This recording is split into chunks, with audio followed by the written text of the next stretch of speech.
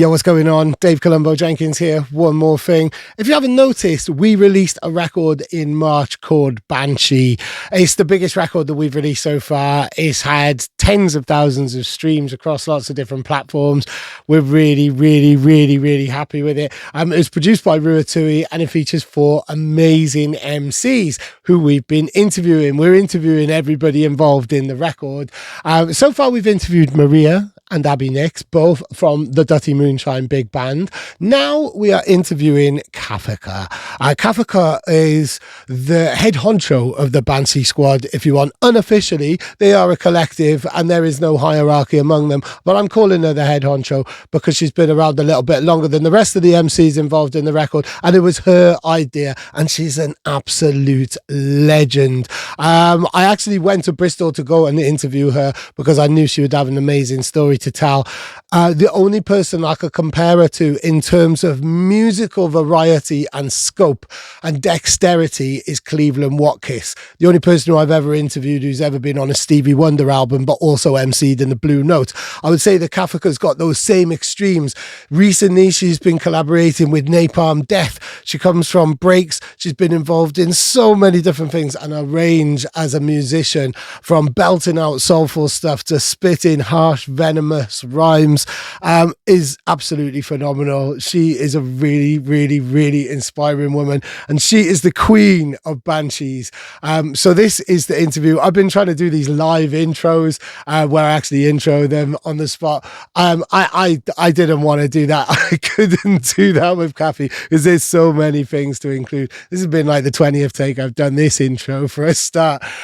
Kathika is amazing. Please follow her and please support Banshee as well. If you're unaware of it and this is the first time you've heard of it for some reason, check in the description below. We're raising money for Refuge charity as well, which sadly Kathika has had to use. And this is the importance and the true power and the meaningfulness of Banshee. I'm so proud that we've started this year with such an important release, which really has such it's beyond music, this message. Everything that we raise in the first 6 months of releases, including the remixes, which aren't out yet. So 6 months of publishing date and this and beyond, 50% of all royalties and proceeds will be going to Refuge charity. Whether you want to buy the single or not, you can donate below.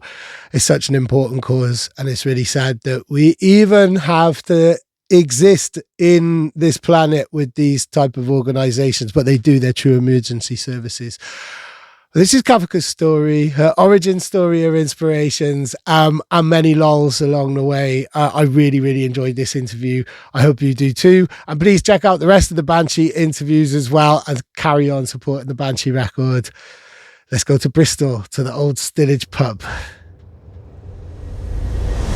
One more thing. How's that? How's that? How's that? There we go. How's this? We're in your local. We are in my local, yay! The old Stillage in Bristol. How long has this been your local?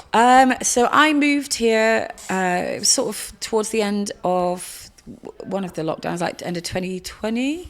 Locals are awesome, aren't they? Do you know what? I used to run a pub for like 10 years, so no way. I'm like, wow. You know, it's like Pat Butcher kind of thing. So it's like I grew up in pubs and things, so I think this is why I just flock to a pub more than clubs these days. I mean, don't get me wrong, like that's half my job, doing stuff, but I am more at home, sat at the bar like a lush, talking knackers to people. and you know, we are where we are in sort of Eastern Redfield, BS5. We're a spot for choice. Like there's every pub, you know, within stumbling distance has music on, from drum and bass to breakcore to punk, and you know, comedy and everything.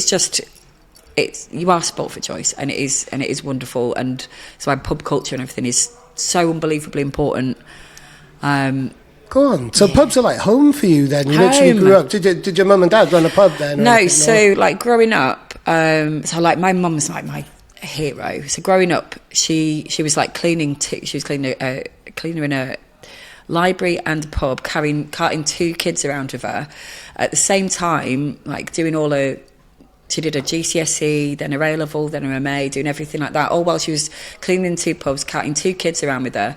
And then she ended up, like, heading this department, like, in college and everything. And, like, growing up when you're a little kid and you don't really see... I remember having books around because she homeschooled everything and then, like, did everything herself. And...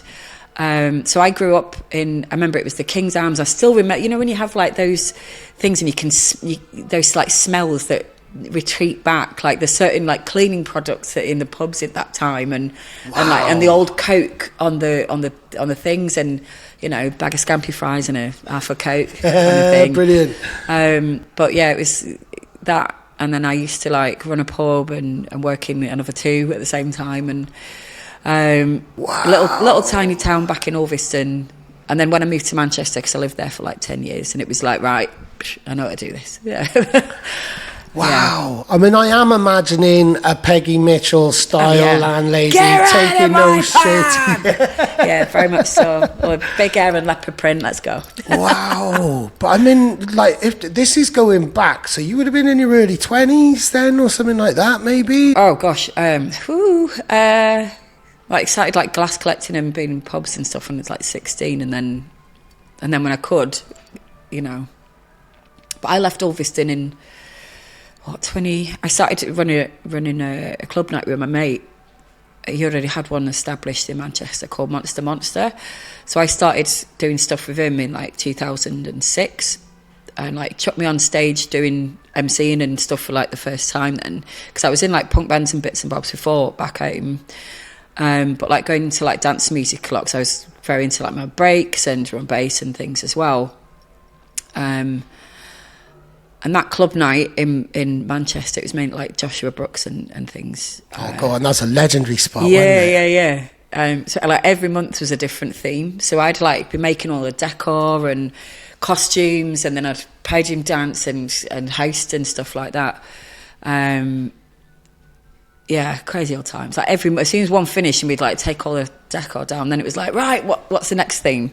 So then it was like, fuck, I've got to make all this stuff and like cart it down on the train from like Ulverston. It was like 2 hours on the train to Manchester. We did like it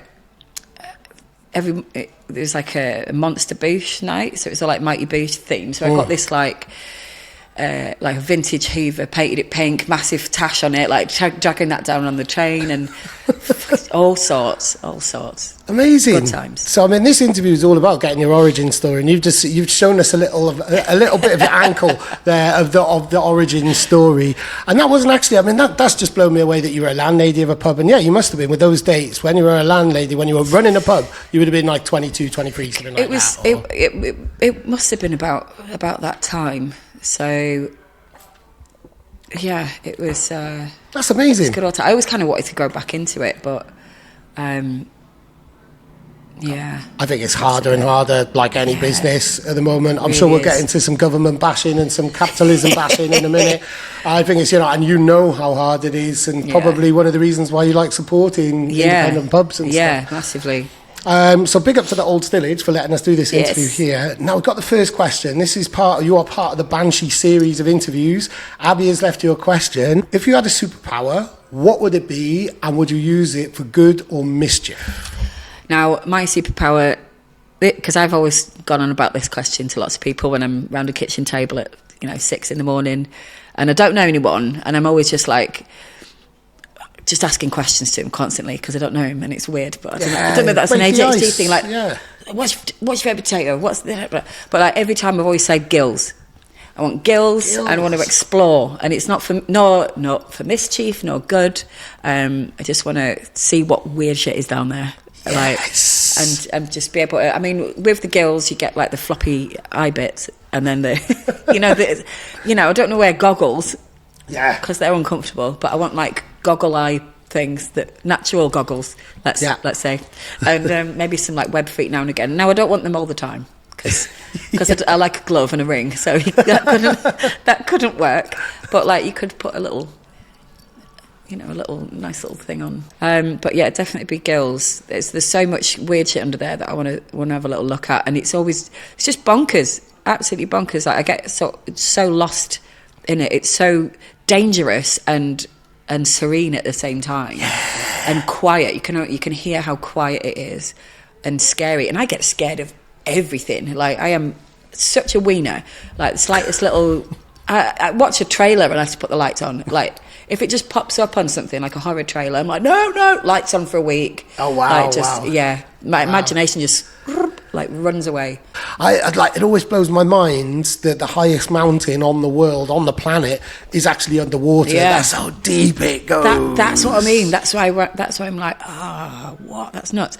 Like, flying, like, the wings would get on my nerves. Or would you have like skin bat things? Because that'd be gross, wouldn't it? Yeah. Like a flying squirrel. And like, if you had big feathery ones, like, how would you sleep? Would you have to make a nest? Would you curl up in it? That's the problems that I'm having with the wing situation. Yeah. Yes, travel would be wonderful and fast, but also there's more stuff under there that I want to look at. Yeah. And that's the thing: exploration and knowledge over mischief or good. I mean, it would be good. Maybe I'd document stuff. I don't know. Yeah, we'll find Maybe I'd out. invent an underwater pen. I mean, they've got their own ink, haven't they? A lot of them. Yeah. So you'd be able to write and things like that. I'd have a lovely time, I tell you.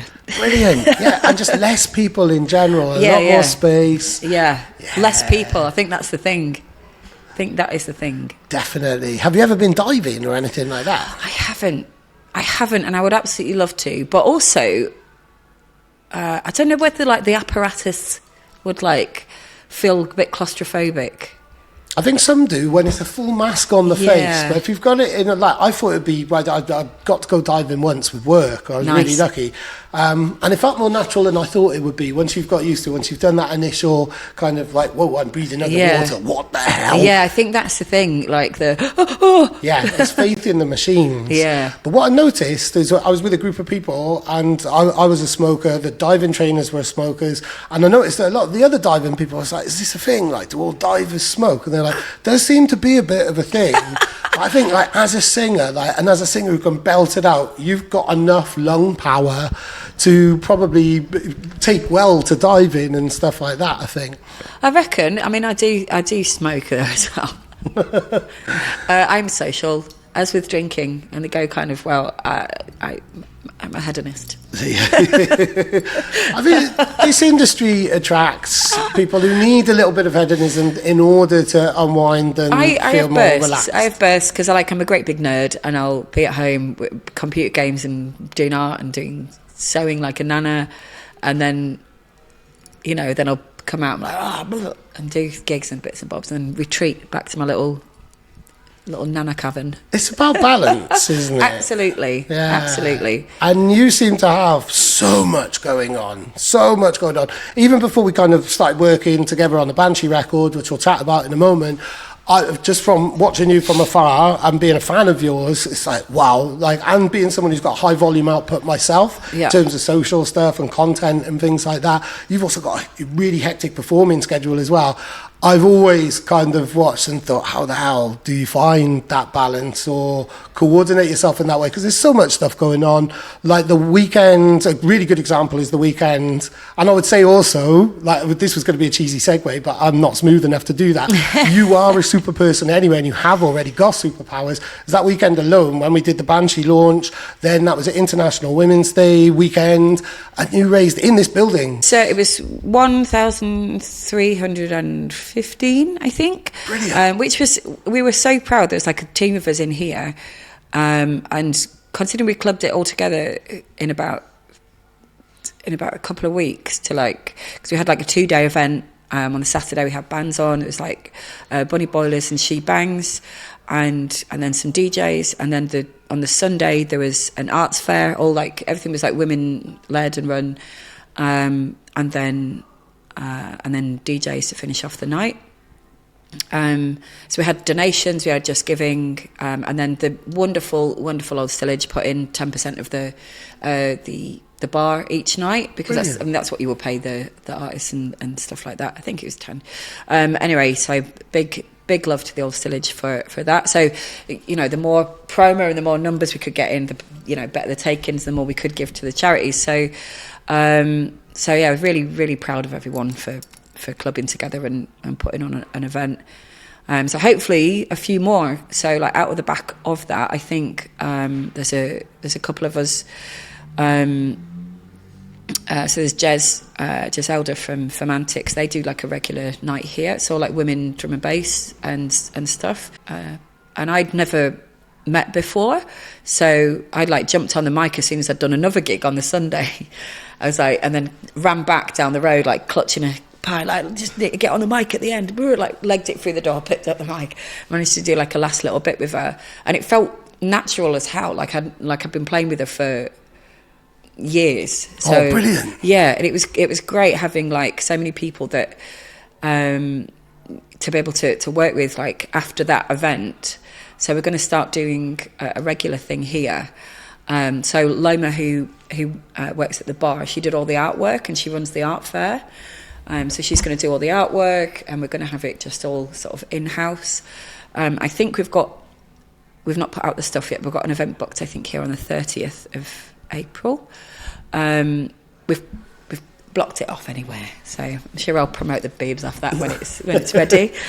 That's amazing, though, and really highlights the aspect of your role within the Bristol community, the way that you use the old stillage and stuff like that, and just I think it captures your energy, really, and your ability to find opportunities and go with the creative flow in that type of way, really. I absolutely adore people doing dead good stuff. Like, I love just seeing, like, a little spark in someone or a bit of creativity and, like, nurturing it, like, get it out, go do it, do the thing. Yes. Like, we have the Slamboree and Friends group on Facebook, and when we started that, it was, like, lockdown, so obviously you can't connect to people, you can't do gigs or any of this stuff. So we started that group, and there's like 20,000 people in there now.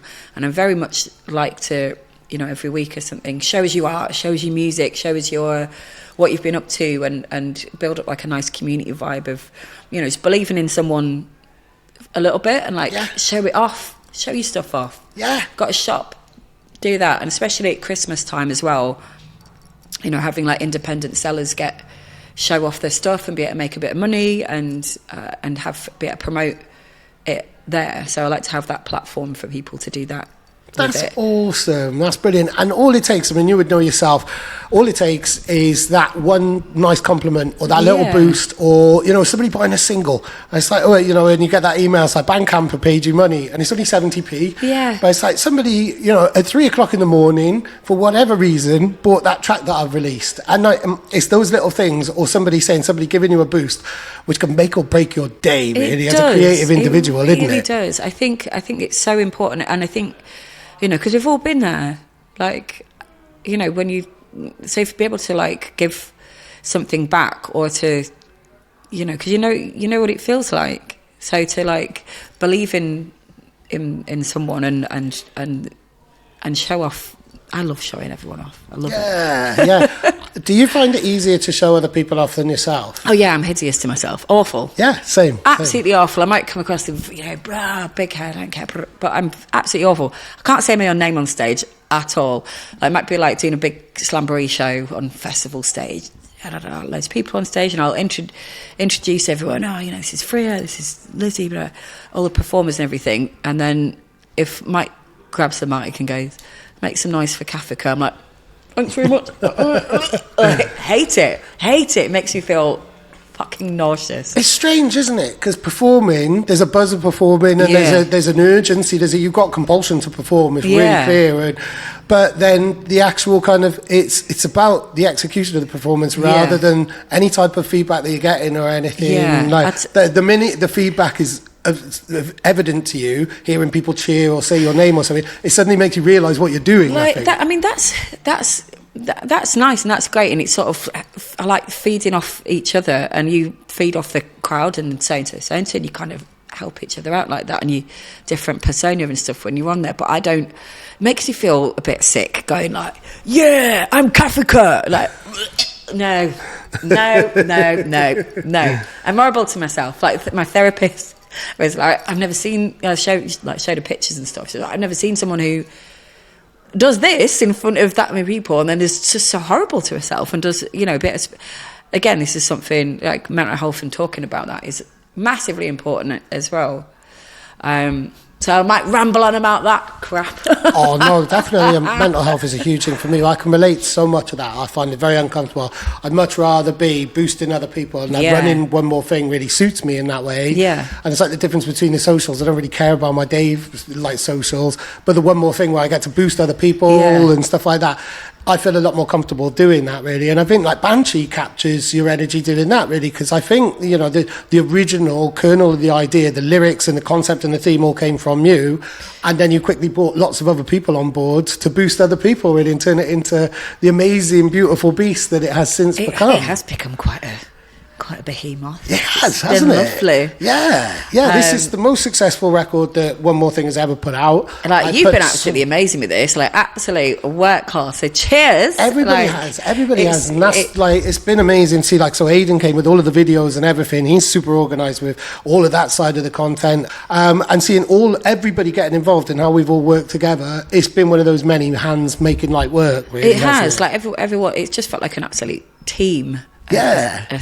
A big old squad, and everyone's really helping each other out, and it's been lovely. I mean, that event that we did at the Attic was great. Like, that was the first time that all four of us had been on stage together, and it was so much fun, and just just relax, that we didn't have to like fight over the stuff, because I mean that's like the whole track is about, really, with, you know, being in a very male orientated job and world as the music industry is, and then, you know, it just, for people that had never been on stage before, and having like 4 MCs on an hour set is a lot anyway, but it didn't feel like that. It just felt like, you know, we were all really respectful of each other amidst still like the laughter. You know, no one really went over each other a lot, and you know, we were all just championing each other up there. And I think everyone else could feel that as well. Definitely. So, you know, hopefully many more of that, like a girl grape.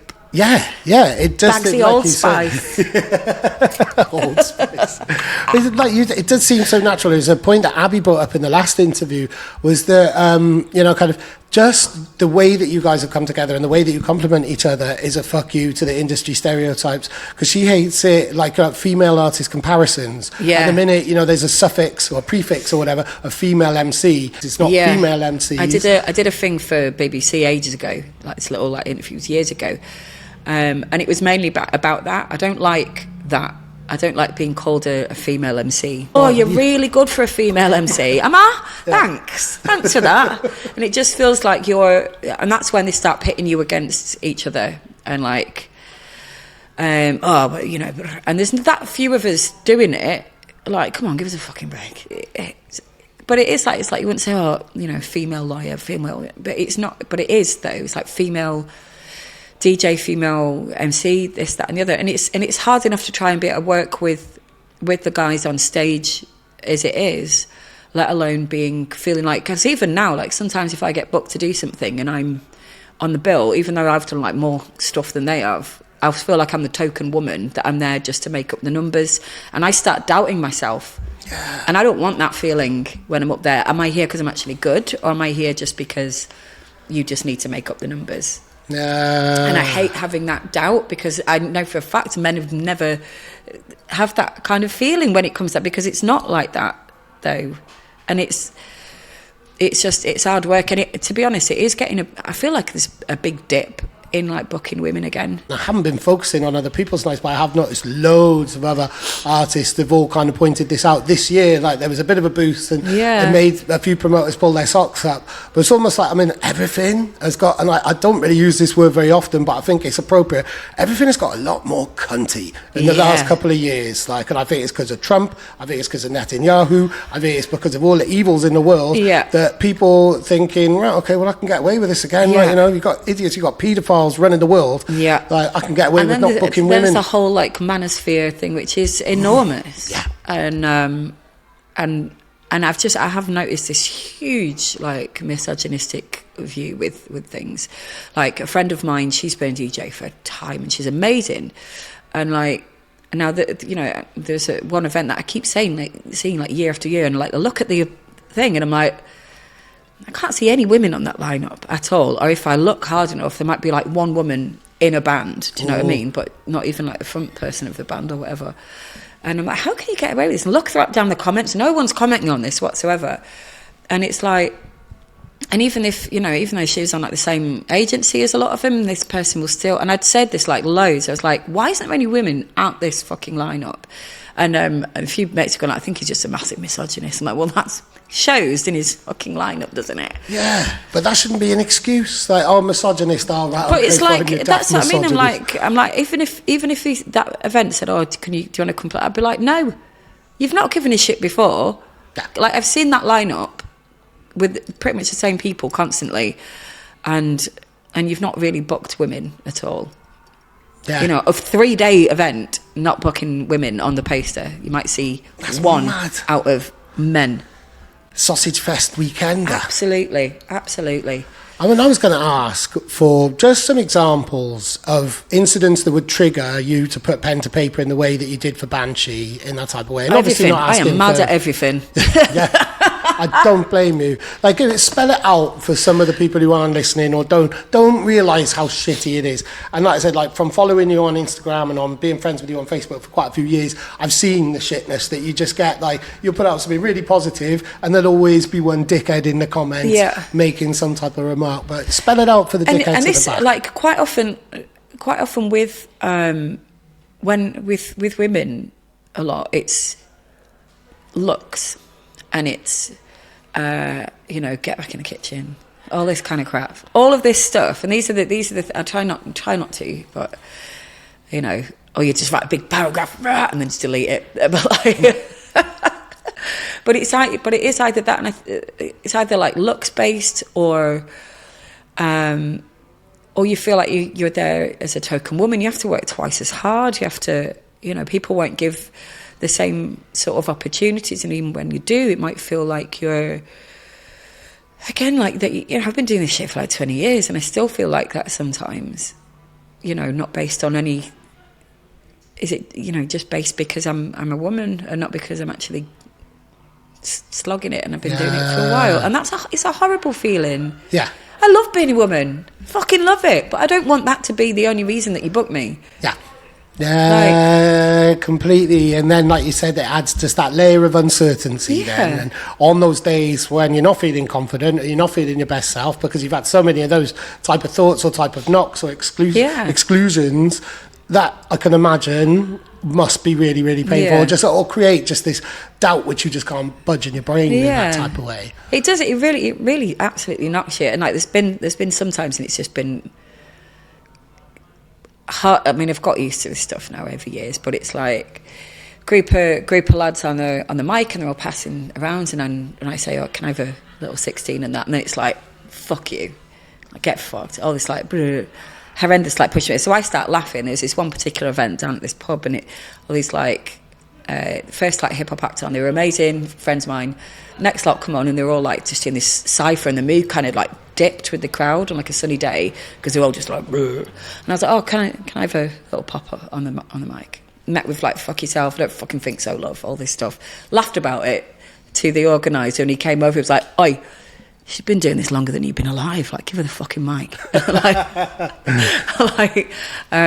So I got on the mic, and DJ gave me a rewind. I was like, oh, fucking hell, yeah. Next thing I know, they were like, do you want to do a track? I was like, yeah, do this track. Yeah, get fucked. That's happened like so many times at places that, yeah. So I think, I mean, this is a thing, like, I think like a lot of sort of women boosting up other women and events and stuff like that. And it's harder to be like doing stuff with the guys, and it would be beautiful to have events where we're all the same. Yeah, but it's not. The music industry is not all the same, and a lot of women aren't getting the opportunities to do stuff. So having events where you can have like some DJs that have never really played before, because they've not given the opportunity to do so because of that. Yeah. Because for every like one woman, there's 10 other guys. You know what I mean? It's hard. You've got to work so much harder. So having like, you know, women only events, I think now especially, that it's taken such a dip, is really important for people that are just starting to get their confidence, to get that bit of praise, and that the skills to be able to perform live and everything like that in front of people, where they wouldn't be able to do that because they're not getting given the opportunity. Yeah, that could be quite critical for somebody who's enjoyed the last couple of years, where there has been a bit more of diversity has been at the top of the agenda. Seems to have slipped now. People are like, oh, we can get away with just booking our mates again now. That could be really critical for some people who've come through over the last couple of years, got their confidence, got into their stride, and then suddenly they're thinking that the lack of bookings is down to them, when it's actually just down to the status quo and the shittiness of the patriarchy, really, you know, bottom line in that type of way. And that makes me even more proud to have Banshee on One More Thing and be putting out that message, and to be making sure that, you know, it's responsibility as a label and to make sure enough people hear that record and why I'm interviewing you all and getting the stories and really kind of spelling out why Banshee existed in the first place. I think it's like sparked a lot. Like, I've had so many comments off women that are like that. Fuck yeah. This is some good old Venom right here. Yeah, because it's a vibey feistiness. We know that Banshee's got a serious message. Yes. But there's a serious cause as well, isn't there? And you picked that cause. Yeah. So tell us all about Refuge. So Refuge is domestic violence and abuse, and unfortunately I have used them before. And I think we chose Refuge because it is a bit more like nationally known. So when I did my the International Women's Day and things in here, we picked like local charities to Bristol. So we had Next Link and 125. Now because Banshee it's going to be an ongoing thing for like a bit more national, a bit more transferable, I think, to have that. Pretty much until October, really. That's I think amazing. 6 months after the remixes come out, I think will be, you know, that's where we'll cap it off and look at how much we've raised. Yeah. You know, it's tricky enough making any money from music, but I'm hoping that because it's for a good cause, it's going to help people. Yeah. It's going to drive people to actually buy it from Bandcamp and stuff like that. Yeah. I just think it's really important, and it's absolutely gutting to hear that you've had to use their services. Yeah. I think the statistics are 1 in 4 women will experience it at one point in their life, I think. And there's some things that are like just so shocking with like young men, and how, I mean, that Louis III documentary kind of showed a lot of stuff about how warped that people's views are, and like I was like really shocked with all these young lads that think that feminism's gone too far, and like and all of this kind of stuff. So Banshee, the track and how fierce and fiery it is, and getting your independence back and finding that strength, I think, you know, it showed all that. I remember I put up a post on my Facebook showing the two different me's. Like, one was I think it was about 16 odd stone, and I was sad, and I was in the midst of an abusive relationship, and then I looked at some pictures of me, and I'd lost like three odd stone. I was like, just like evolved like a Pokemon into this, like, you know, you find strength in different places, and I've never felt more sexy and empowered. And I mean, I'm still, you know, riddled with CPTSD and a bit of a nightmare, but I've never felt more alive and more myself than ever, I don't think. And I think, and I never wanted to speak about, you know, stuff like that, because I don't think it's right to just go, this person's a dick, this person's a dick. To be able to show the growth and the change, and that you can get out of something, and that it is possible, and you can find some positive bit. And I wanted to show that change in myself, to maybe try and, you know, help inspire other people that might be going through that, to go, do you know what, I'm going through this shite, and it's good to actually see that. And there's a way out, that people do find their way out of it completely. Yeah. How long were you in that abusive relationship for? It was a good few years, and it was all like emotional stuff. But it was like, you know, finding the change and the growth in yourself. You know, it doesn't happen overnight and things, but then, you know, just kind of, right, I've had enough. Yeah. And I think like over you know, especially over the past couple of years, that I've just gone, past like 2-3 years, that I've just found myself again. And you know, getting back into the studio with Angus was a big thing. And I'd said to him on numerous occasions like that it had really helped me like getting back in the studio, doing that. Every time I get back on stage with Slamboree and do those big fucking shows with a group of incredibly strong women as well, and you know, they're all setting fire to shit and just being amazing, and it's just like pure fucking carnage. If you've never seen Slamboree live before, then Lord of mercy. It's like they said, it's like Prodigy meets Rocky Horror Picture Show. That's a brilliant description.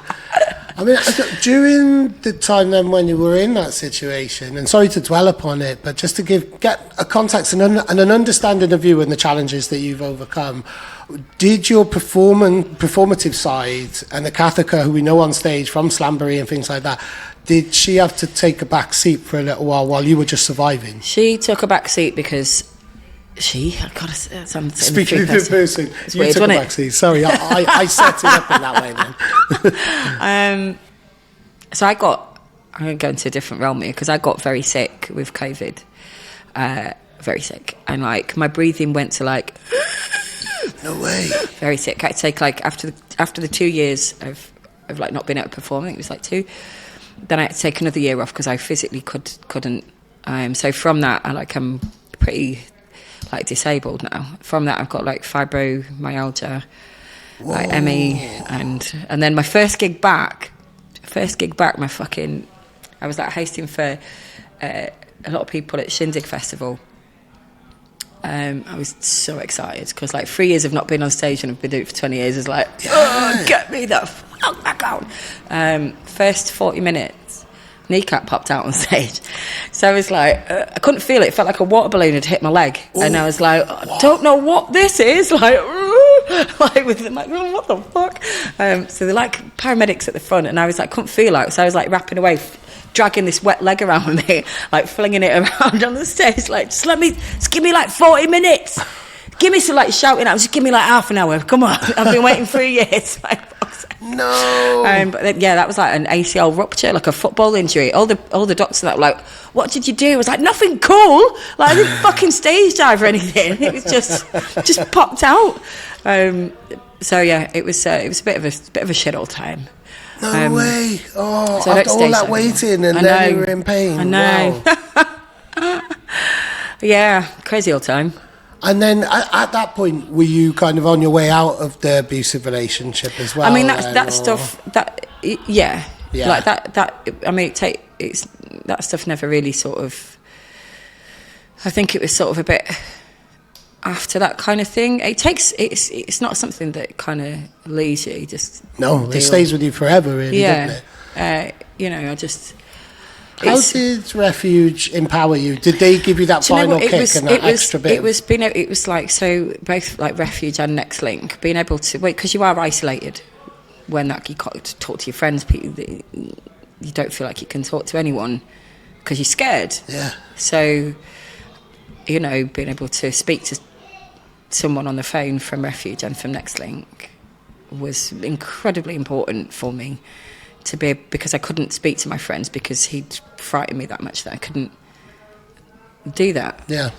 So it wasn't having those things were incredibly important, and I was quite triggered with like setting up all this stuff for International Women's Day, but it made me realise how unbelievably important it is, and how. Fuck yeah, being able to give like money back and be able to put these events on, giving back to something that I felt like so passionate about, and drawing attention to it and putting bits and bobs about it too. Like, because I went to, when I did the thing for In Here, I went to each of the, like I spoke to all the charities and got some sound bites and stuff from their words about it, and hopefully, I mean, that's the whole thing as well. It's easy to say like, oh, just doing this, but without knowing what charity or with having it a bit faceless, but being able to talk about it either from first-hand experience or to sort of to bring awareness. That's why you're raising money. Yeah, so completely. I would imagine a lot of people have come up to you if you as you've posted about it and you talk about it and you're raising all this money. I imagine you've helped lots of other people or pointed them in the right direction and opened doors for people who you can identify they're suffering shitty situations. I would hope so. I mean, I think this is why I'm quite vocal on my platforms about mental health and about body positivity, about all of these kind of things, because I'm a big girl and and this is also something that has been like remarked in a positive way from a lot of women, yes, like you're a big girl, and being able to get up and you don't fit into the cookie cutter thing, and it gives a bit of an oomph, and people are beautiful, and I love seeing everyone thrive and be dead good. Yeah, be mega. Yeah. just being confident in you, and this is what you got, innit? Yeah. Make the best of what you got. Yeah, completely. And confidence and humour is sexier than any Brazilian butt lift. I mean, there's some really good ones. I like big butts in a cow. Amazing. So I want to get your origin story, and you've already touched on it a little bit on the intro with Monster. So that was 2006. That was the first time you'd MC'd, but you were in bands before. Yeah. I can't remember that far back. I'm old. But then I was in a band called Lost Rights in Manchester from about 2008 for a couple of years. And it was quite sort of Censor kind of thing. Oh yeah, go on. I haven't thought about Censor for a long time. It was rock and hip hoppy and breaksy, and it was great. That was some of the best times of my life. That just funny as fuck, beautiful bunch of people. And then I joined Slamboree in 2012. It was at Beat Herder Festival, and Freya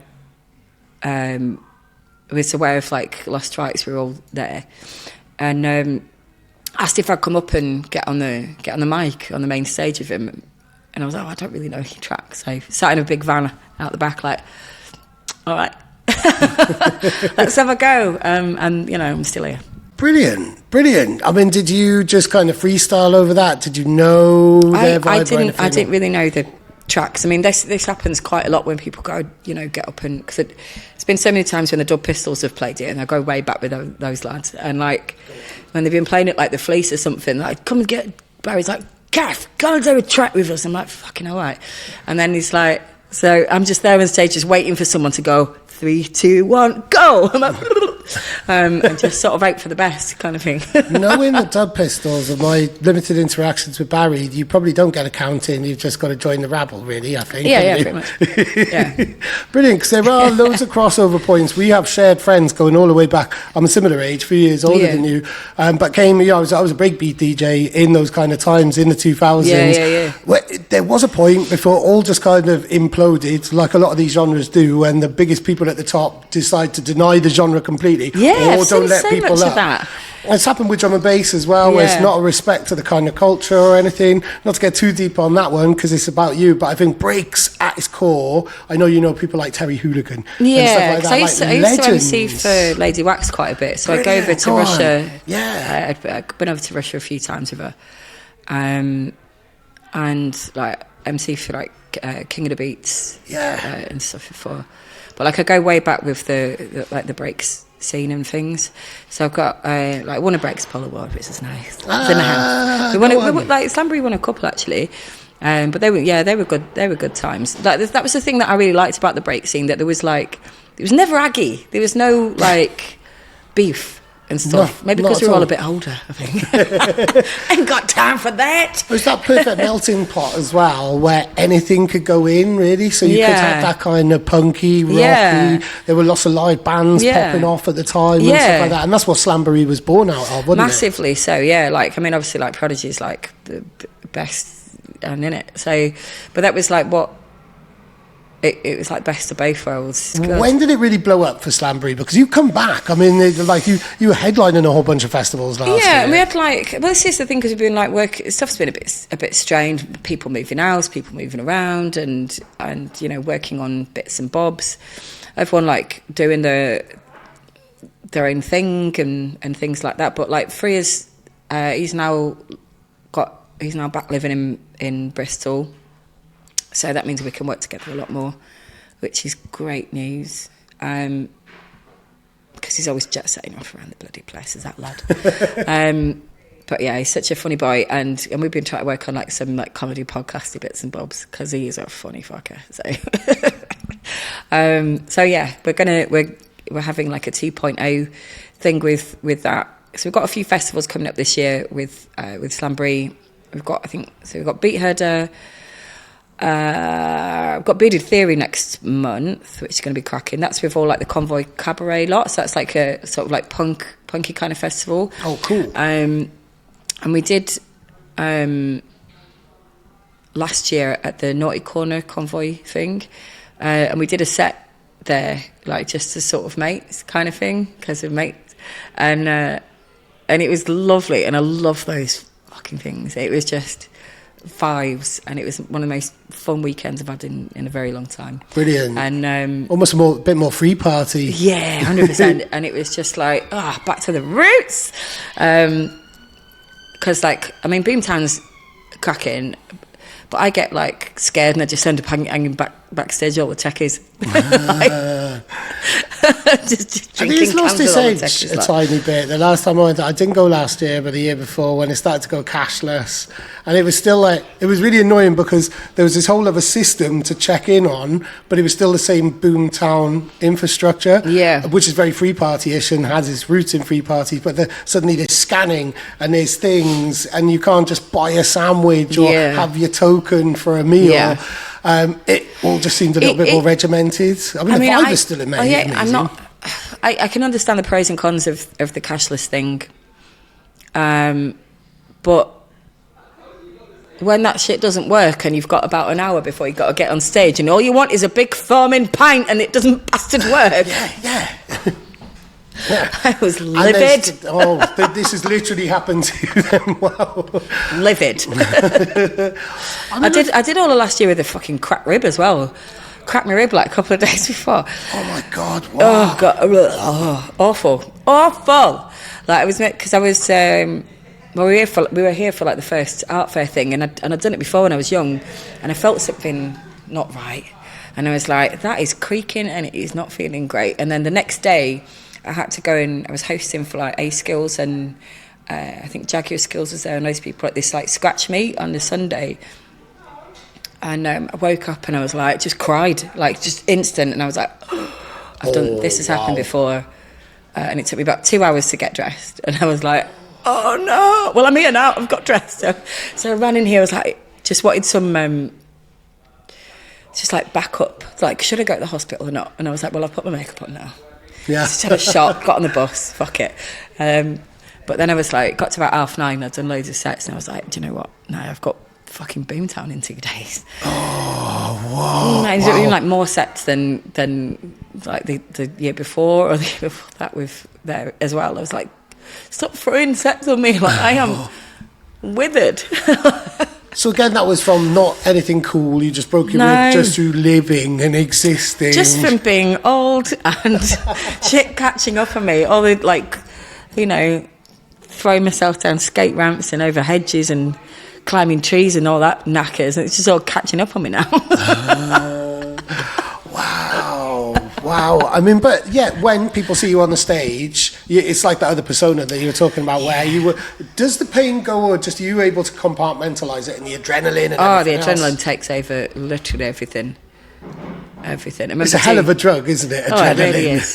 Just then you crash for a week, especially because I only just got diagnosed with fibromyalgia and stuff in the last couple of years. So I don't really know what I'm doing with it.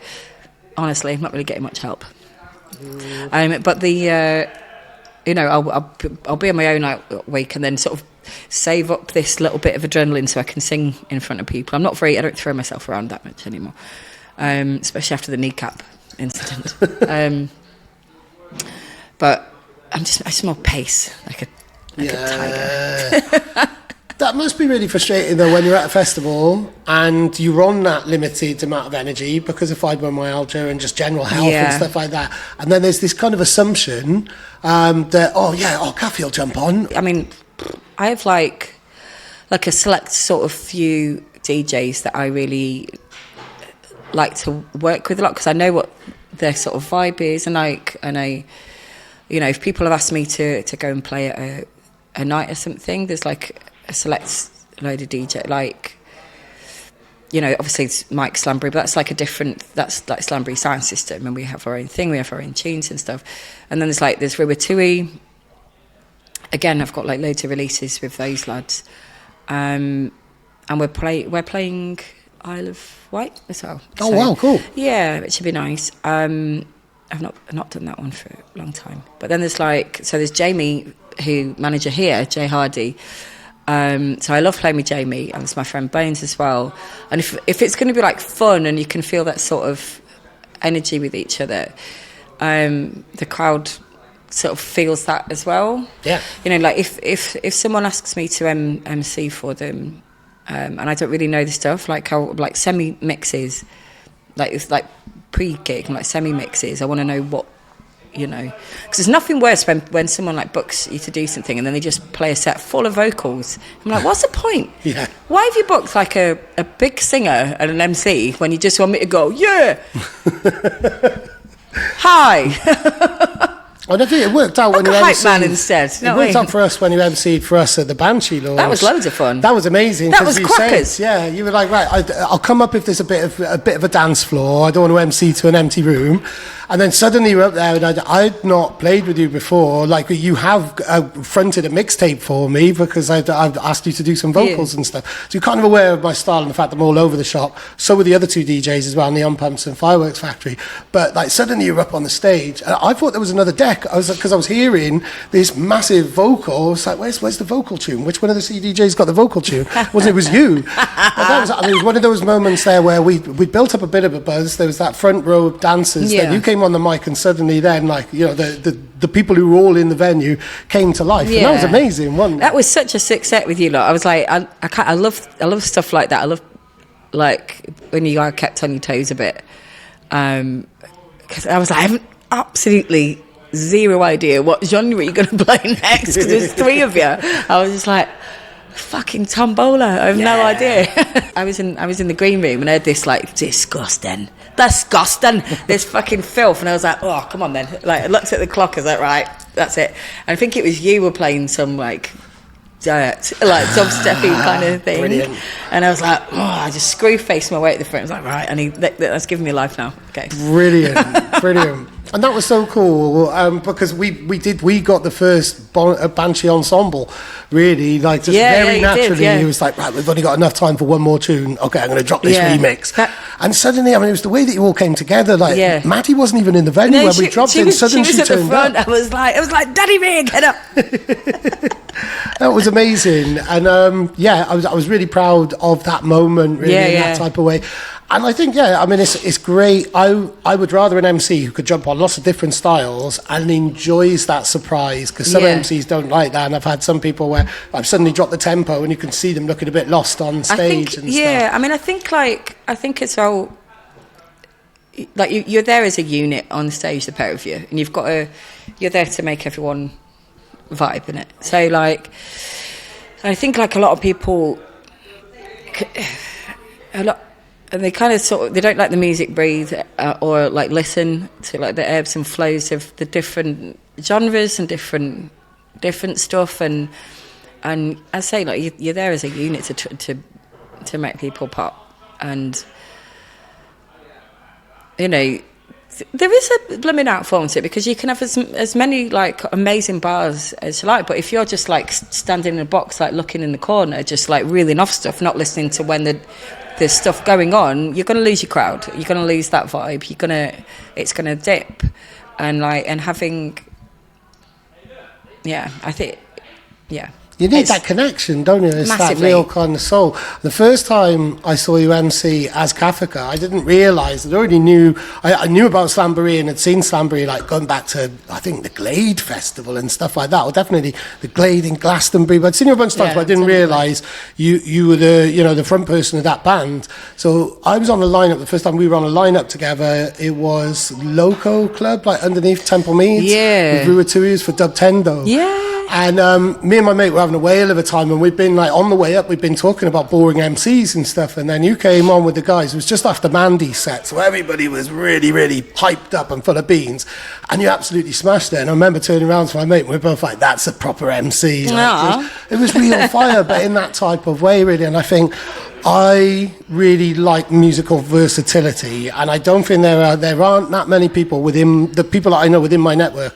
who have, like, the only other person I could compare you to is Cleveland Watkins, because he's been on a Stevie Wonder record. He teaches jazz in universities. Like, this is the thing, like my sort of like vocal hero, Mike Patton. Oh, he's like vocal hero. That motherfucker, he will do everything. Yeah. And he's always like inspired. Like 1 minute he's rapping, 1 minute he's metal, 1 minute he's like just I literally covered in goosebumps. Using just all of it. And he gave, even when I was like too shy to do anything, there's like him and Skin, Skunk and Nancy, that were like her for like the, in fact, like, but yeah, Mike Patton for the versatility and the everything, and also like all of the punk and the trip hop genre as well. That was so very female heavy, and it wasn't even questioned as well. That was just never a thing. Yeah, and it was just and there was that, yeah. But Patton, because I'll have a fucking go at Help Me. Yeah. Faith No More don't come up in enough interviews for me. Like when I go through little phases of going back in and out on them, and anytime I listen, especially Angel Dust, that album, I can hear exactly why I'm into electronic music because of that album. Like the Roddy Bottom synths and everything on there as well, and all the little samples, stuff that I wouldn't have had a clue about as a young. You know, when we finish in, we're gonna have some lunch. We're gonna have to put some Faith No More on the jukebox out with that. Definitely. But that's, I mean, like, to take it even further into the world of metal, and this is where I was heading, Napalm Death. Tell us all about that. So, yeah, I mean, I think you're the only backing vocalist that they've ever had. Because I asked Shane that when I was like, am I the only woman that's recorded with Napalm Death? And he was like, yeah. So it came about, there's an incredible human and amazing producer called Russ Russell, and he'd heard me sing at Glastonbury, and he put me on to Napalm Death. He was doing a cover of a band called Slab, a track called People Pie, and so I went to the studio with Russ to record this sort of like call and response kind of thing with Barney. They already had their part, so I had to, I can't remember it, so I had to layer it up like a gospel choir kind of thing. And doing that, and then from there, Shane asked me to go and record for his solo album, which is out in June. So I spent like two days in Cambridge in the studio with Shane and Simon Afemi, who's worked with like Pantera and Wonderstuff and things, and we just had like such a fun like couple of days, and I learned so much. And there's like I can't remember which track it was because it was so long ago now, but now it's actually been released, and well, in June it is, and and there was a bit in it where they let me, because I was doing lots of like sort of gold frappy kind of trip hoppy vocals, and then there was a bit in it where they were like, "Go on, Kathleen." So I had this like great gig in the sky kind of moment on it, and like let me off the lead, which was really good. Wow. But it was this is what I mean, like putting your fingers in different musical pies and having a good go at everything, and it just like learning constantly from every part, like what we're saying about with the pubs and everything's, you know, everything around here is bits of everything, and it's spoke for choice. And the more input you have, the better your output is going to be, because you're taking in so much more. You've met so many other people, from seeing things from different perspectives and heard things through different ears.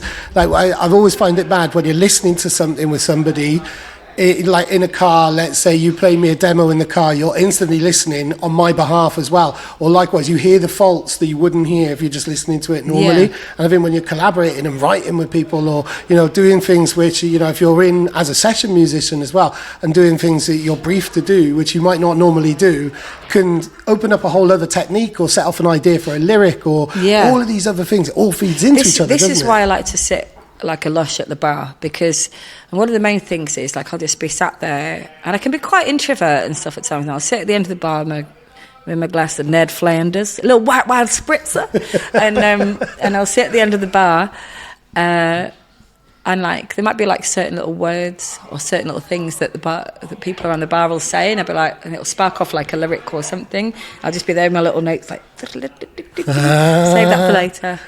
Brilliant. And just sitting there, people watching and hearing everyone go about their business and stuff. Yeah. And just, I say, it might just be like one word, like ooh. Brilliant. Are there musical avenues that you've yet to explore which you'd really like to, or anything on a bucket list or anything? Opera. I've been looking for a fucking opera. Now, everyone, been looking for an opera tutor in Bristol. Thank you very much. So, yes. I think that opera's one of the... You picked the one form of music that I don't like. For me, I try and be enthusiastic, but I think if anybody could bring some realness and some grit to opera, it would be Yeah, but that's the thing. It's like I want to chuck that vocal in with some jungle or something. Do you know what I mean? Or some like hard punk or anything like that, and mix mash it with stuff. But I want to learn those skills.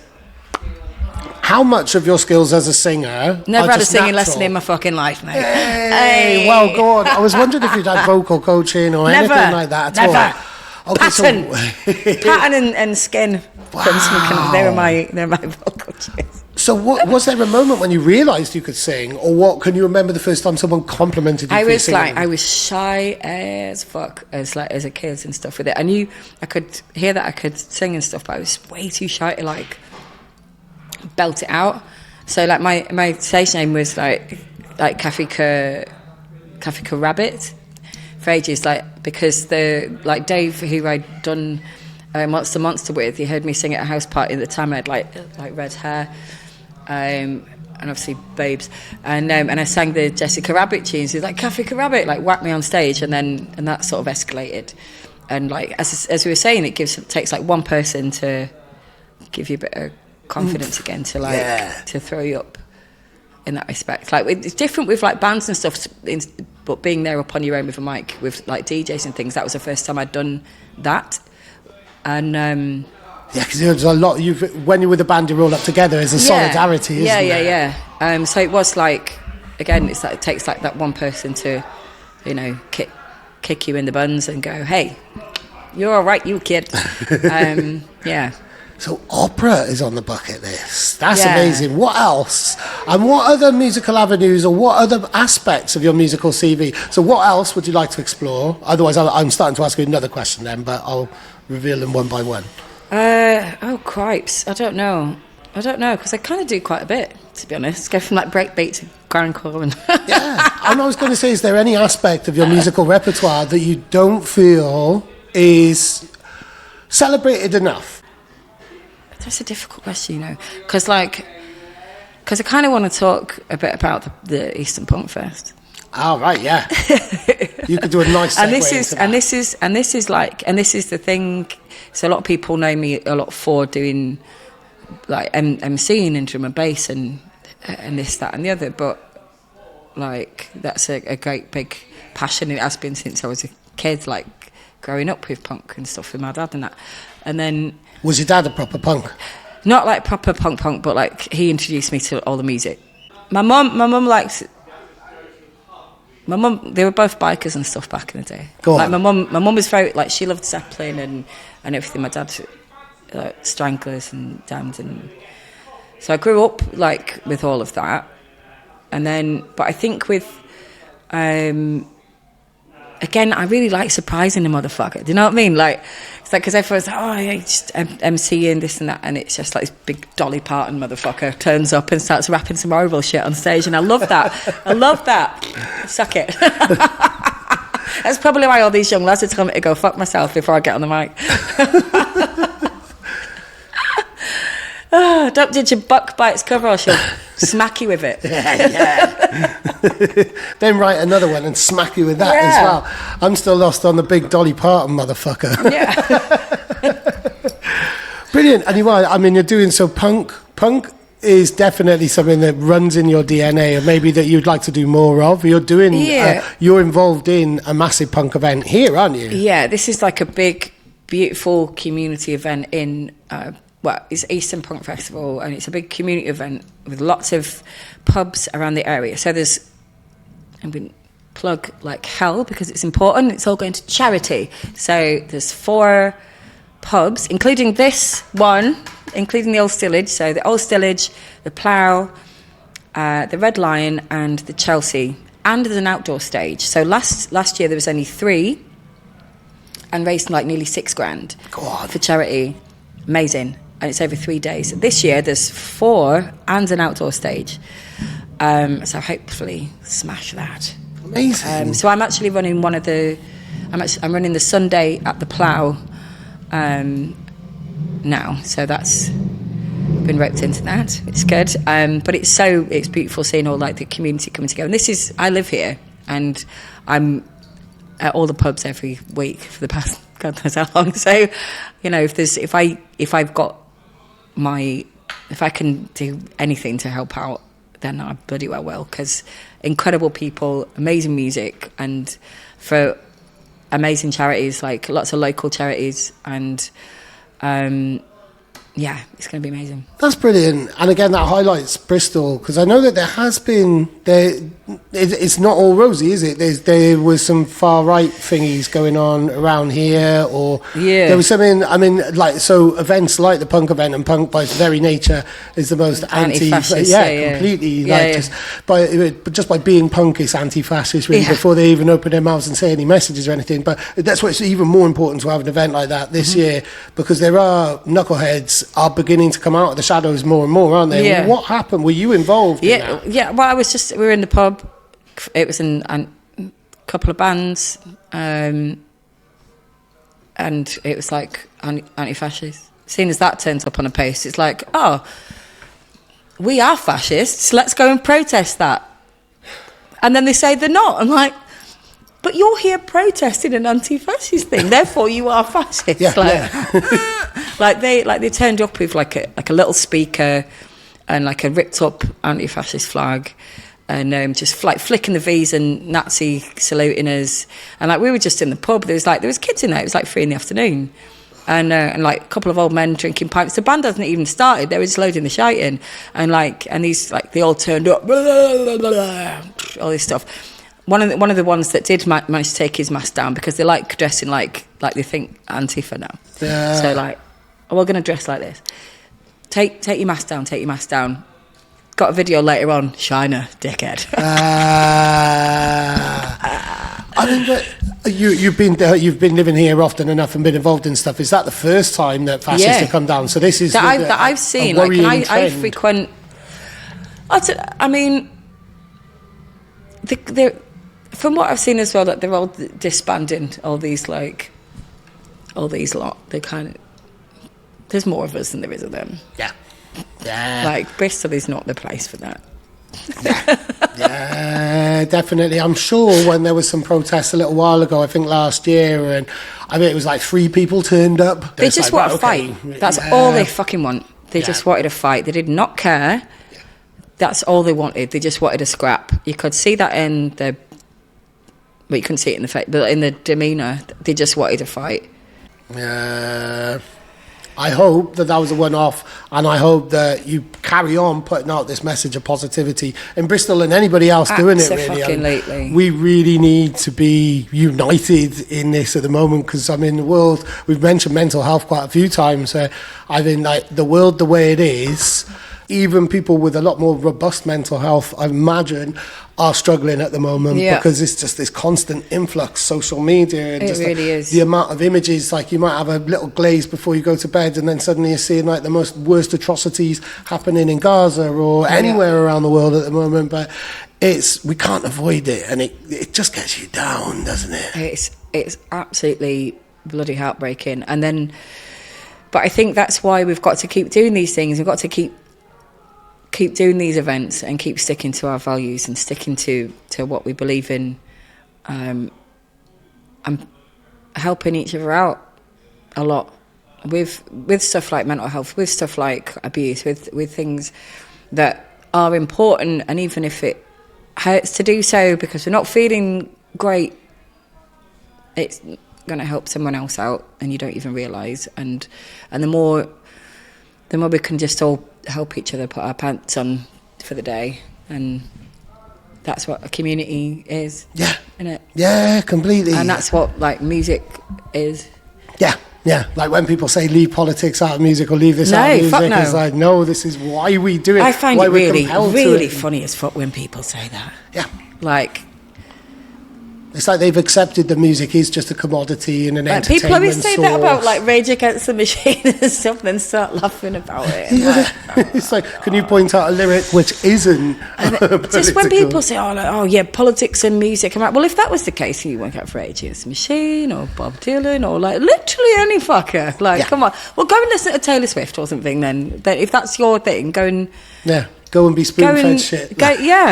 Get back to fucking X Factor. I got a call from X Factor once.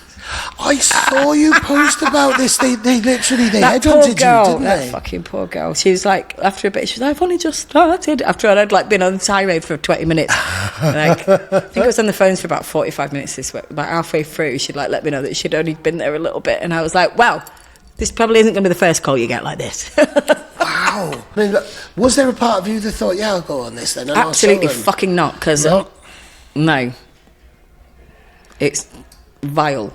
The whole machine, the exploitation, the chance to like stick your finger up at Simon Cowell face to face. I mean, that would be the only goddamn thing. Yeah. But absolutely fucking not. I'm not wasting a train fare on going down just so I could give that cunt a fucking set of V's. Yeah. Absolutely not. Yeah. Just to give them some free content, really, and just say, completely. Because they would cut it anyway, wouldn't they? So, fuck them. Yeah, completely. What's the strangest? I mean, that's a pretty strange one anyway, to be called up for that. What's the maddest scenario that you can think of off the top of your head that music has put you in? Where you're like pinching yourself thinking like, what the hell? Me and Angus had to like do a track for like a lad off a reality show, like write and record a track for him. Oh wow! So, wow.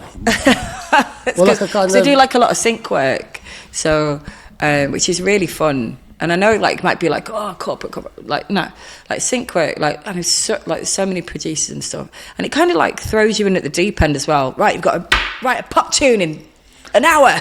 Let's go.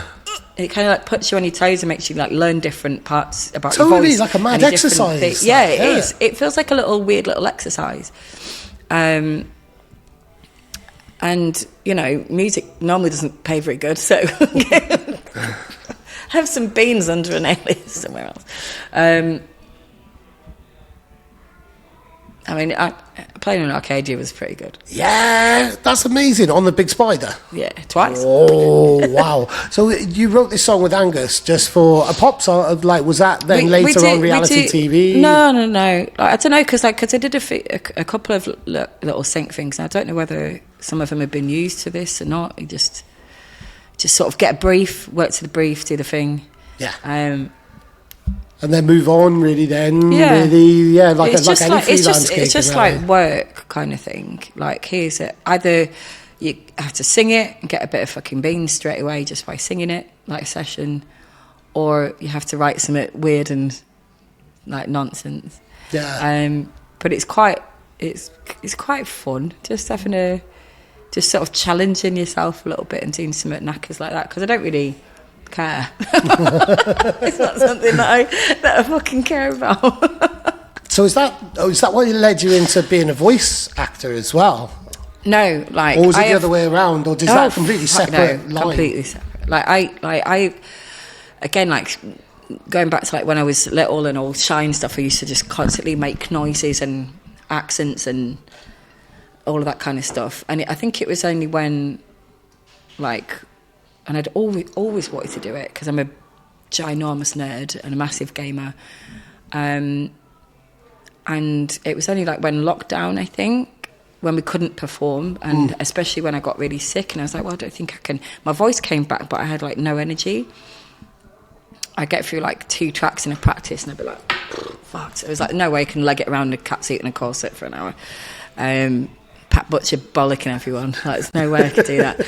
But then it was only then that I was like, right, I've got all this. I've got my setup here with mic and stuff. Let's give it a whirl. So I started like doing all these like little bits and bobs and messing around, and I love it. I love being a little goblin behind a mic on my own, making noises, and just having a play. Yeah, you've even been the voice of Skynet. Yeah, I think that's one of the coolest things ever. Like from being like a bona fide fucking nerd. I've still got my ZX Spectrum 128K. Never. Yeah. You've actually still got that? Yeah. So like being like bona fide nerds, having like my first computer game, and it got to like #1 in the Nintendo charts when it came out. Brilliant. So it's Bitmap Bureau, and they're like an independent, beautiful games company, and it was Lee Featurecast. Yeah. So he works for him, does all the sound and stuff. So he got in contact with me after seeing all of the little reels and things that I've been doing, and asked me to try it with a vocal. Brilliant. Yeah. Wow. Breaks connections, innit? Breaks connections. That's amazing. Wow. And you've got no idea, and this is one of the things that I love about the music industry.